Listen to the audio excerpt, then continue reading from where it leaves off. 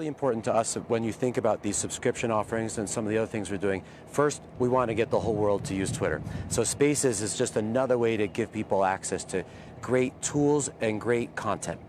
Second is we know that through a subscription, we can both provide people a premium offering that they otherwise might not get, but also we can help people get paid for bringing great content to Twitter. So some of what you'll see from us over time isn't where the subscription value accrues to Twitter, it's where it goes to the person who's creating the value. But just a quick follow-up on that, what percentage of Twitter users do you expect to ever be paying users? It's too early to say what that'll be, but over time, we think that we can provide real value to people through a subscription. They might subscribe to long-form content that doesn't include ads, where they're seeing newsletters about topics that they care about deeply.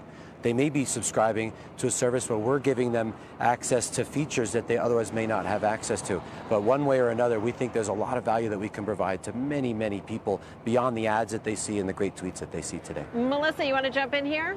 Yeah, Ned, I wanted to ask you about some of the activity on Twitter these days with the rise of the retail investor. I can tell you personally that I've seen so many tweets regarding a lot of the Reddit favorite stocks like AMC. On a regular basis, you can see a hashtag AMC something trending in the United States. And I'm wondering what sort of uplift, if any, you've had because of this rise in the retail investor.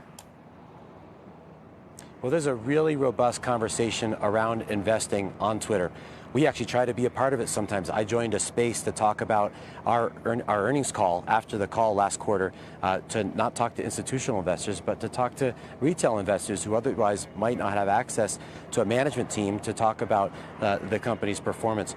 We want to make sure that we provide people a way to talk about the topics they care about most, whether it's retail investors, sports, entertainment, politics, or anything else. On the advertising side, we mentioned back in April that we saw 10x growth from investing, betting, and crypto advertisers in Q1 of 2021, which both demonstrates that this is a really important trend, that we have a lot of the audience on Twitter already, and that our advertising products are getting better and better. At the same time, Twitter has been very active in battling misinformation, putting labels on tweets that may contain questionable information.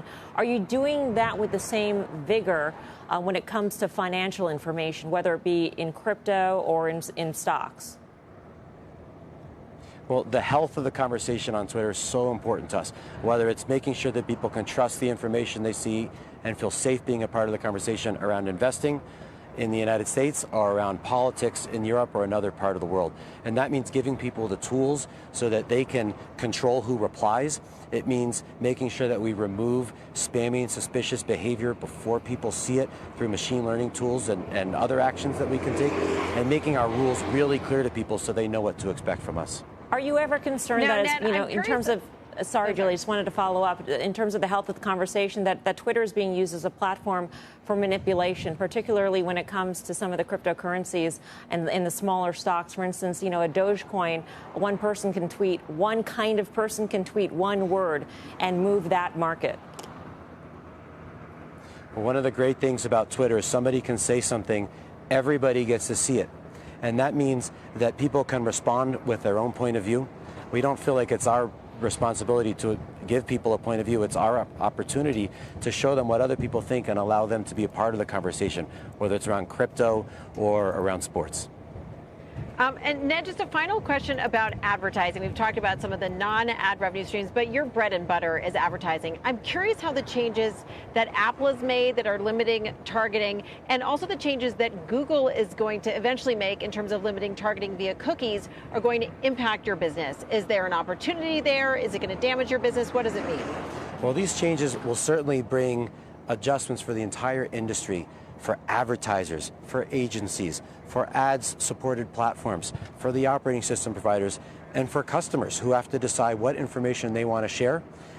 Everybody's going to have to adjust, and this is going to take a long time. We'll have to see how advertisers choose to pay for ads. Do they adjust their campaigns to reflect this? We see opportunity here for Twitter. We choose to be really transparent with people, what information we ask for them, give them choice around it, and then use it in a really transparent way to give them, hopefully, ads that are really informative and helpful and relevant to the conversation that they're a part of. We think this will end up leveling the playing field, where many will now have the same information that they work with in order to show relevant ads for advertisers.